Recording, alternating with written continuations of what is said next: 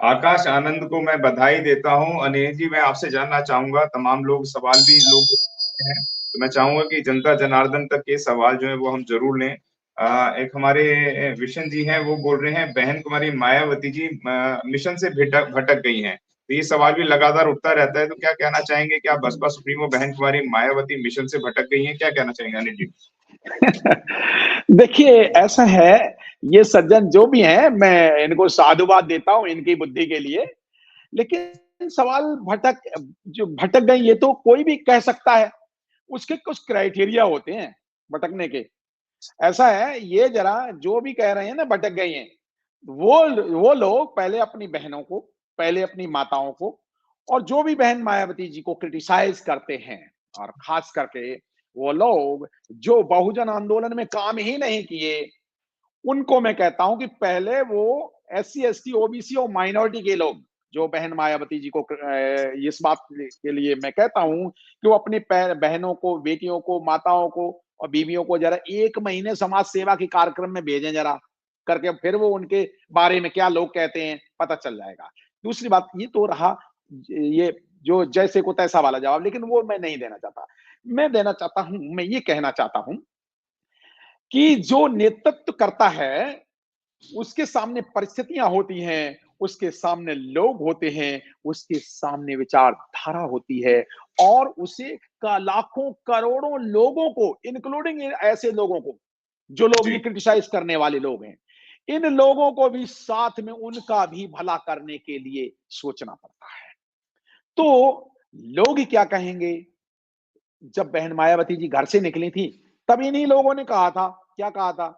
वो तो घर छोड़ दिया, वो तो अपने पिताजी की बात नहीं मानी। अच्छा, जो अगर परिवारवाद होता तो ये सज्जन सुमन सर कह रहे हैं परिवारवाद हो तो रिश्तेदारों एमपी को बना दे, बहुत बढ़िया सुमन सर, आपका अभिनंदन। लेकिन मैं बात वो कह रहा हूं कि परिवारवाद भी नहीं है, इसलिए नहीं है, बहन जी ने कभी परिवारवाद नहीं किया। अगर परिवारवाद करती तो जो नसीमुद्दीन सिद्दीकी जैसे नेता, जिनको 7-7 बार मंत्री बनाया, 7-7 विभागों का मंत्री बनाया, कितनी बड़ी मुस्लिम लीडरशिप पैदा की है भारत में बहन जी ने।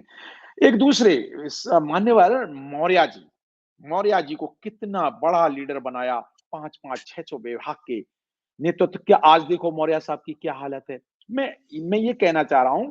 और यंग जैसे जयप्रकाश जी को देखो, कितना वाइस प्रेसिडेंट बनाया था बहुजन समाज पार्टी के वाइस प्रेसिडेंट। ऐसा नहीं है यंग नेतृत्व दिया नहीं है बहन जी ने, और भी यंग नेतृत्व पैदा किया, हजारों और यंग नेतृत्व पैदा किया। जैसे देखिए तेलंगाना में आर एस प्रवीण जी हैं। देखिए एक आईपीएस ऑफिसर को पूरा पहली बार बहन जी ने एक मुख्यमंत्री पद पहले से डिक्लेयर कर दिया।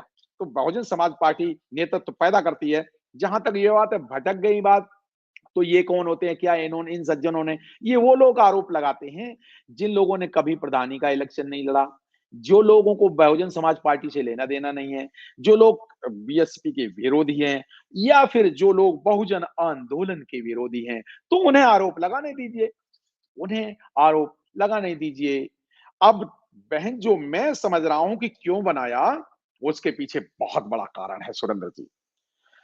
जो मान्यवर काशीराम साहब ने कभी मान्यवर साहब से पूछा कि आप कब बौद्ध धर्म ग्रहण करेंगे, तो मान्यवर काशीराम साहब ने जवाब दिया, कलिंग विजय के बाद। मुझे ऐसा लगता है कि बहन मायावती जी ने ये निर्णय इसलिए लिया है कि अब वो कलिंग विजय का वक्त आ गया है। केंद्र में सत्ता लेने का वक्त, बहन जी के प्रधानमंत्री बनने का वक्त आ गया है। अब वो बहन जी आर पार की लड़ाई करने के मूड में है। इसलिए उन्होंने अपनी कुछ जिम्मेदारियां हैं वो मान्यवर आकाश आनंद जी को दे दिए, और फिर भी गाइडेंस खुद करेंगी। तो होना भी चाहिए, सक्सेशन प्लान तो होना ही जी। चाहिए ना।